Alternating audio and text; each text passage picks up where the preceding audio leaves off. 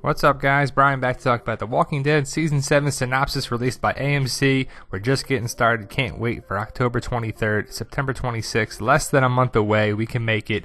Season 7's on the way. We got the synopsis. We're going to break it down a little bit. What we'll see, what we think of. It's a comicbook.com article or reference, but it's kind of cool. Spoilers ahead. If you don't know this information or you don't want to know anything for Season 7, spoilers ahead. One more time, spoilers are ahead.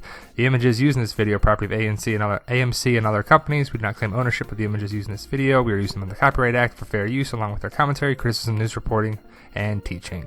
Like I said, comicbook.com article right there. We'll put the link in the description. Definitely check it out. It's worth your time to see. But basically, The Walking Dead's return is just under a month away, and AMC has released the Season 7 synopsis. The Walking Dead Season 6 ended on a cliffhanger, which sucked, with Negan swinging Lucille into a still unrevealed victim. It seems that Swing is representative of the new status quo for Rick Grimes' group of survivors who will now find themselves forced under control of Negan and the Saviors. Here's the official synopsis. So it's pretty cool. They break it down a little bit too. We'll see what we can make of it and what we're going to think of it. We'll throw a little spoilers in there too as well. But basically, up until this point, our characters have lived through conflicts, disease, hunger, scores of undead, tragedy, betrayal, and unthinkable loss. Through this, they've become formidable, powerful, unstoppable. To start Season 7, the power is taken away. They have found safety and stability. They had created a home. They thought the world was theirs. They thought they knew the world. They were wrong. The larger world has started that series, or that part of The Walking Dead. It's going to be a whole new world coming through, and we can't wait for it. Rick Grimes was the man in charge until they met the governor, and then he beat the governor, and they moved on. Now he's got to face Negan, and Negan is one of the biggest adversaries he will face as the biggest foe that there really is in The Walking Dead. He is a villain, but not a villain. He's a complicated mess, but it is Negan. It's going to be the Negan show for Season 7. The first half of Season 7 sees our group fractured, broken, bereaved, and picking up the pieces while living under the thumb of oppression. Negan will have successfully brought the survivors under his control, brutally convincing them to live under his rules with a deadly and horrific example of what happens if they don't.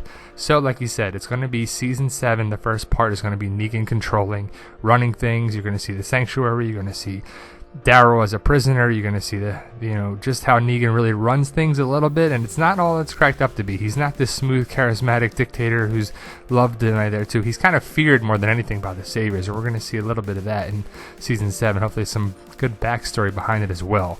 We're just getting started. There are rules. It's the only way, the Negan way, until Rick gets some help. And that's going to be the biggest thing going on forward. We'll talk about that in a second. But, Negan is going to set the example. Say, you mess with me, we're going to kill one of you. Or two of you. If you know the channel, we know we're going with the Abe and Glenn theories. It's going to be to the right of Daryl, the right of Rick. We see the blow in Rick's eye there. Going forward, we'll see that going forward as well to see how it actually plays out. But we think it's going to be true. Other characters are unaware of what's happened, but have become separated from the group either by incident or choice. They will learn that they can't escape this new turn of their world either.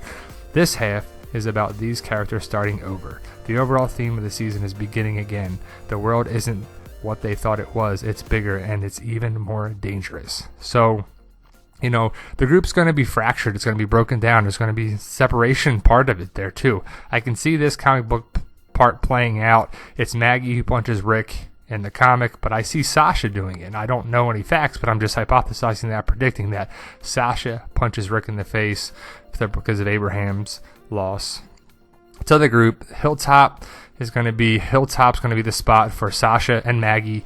We're going to see them a lot being there with Jesus, of course, but that's where they're going to be residing. Daryl's going to be captured by Negan and Dwight. Dwight and Negan are going to be kind of holding him hostage. Also, Eugene gets taken hostage as well, so we'll see how that plays out there too. Rick's going to rely on Michonne to build him back up. They have that romance, but also Michonne is a strong person. So the Rick and Michonne relationship is going to be a huge factor in building Rick Grimes back up to being Rick Grimes. He's going to find solace in Carl. Carl's going to step up and have a bigger storyline. Can't wait for that. Hopefully the storyline is very good to the comics. But Rick's going to rely on other people, and Jesus is going to be one of those big people as well.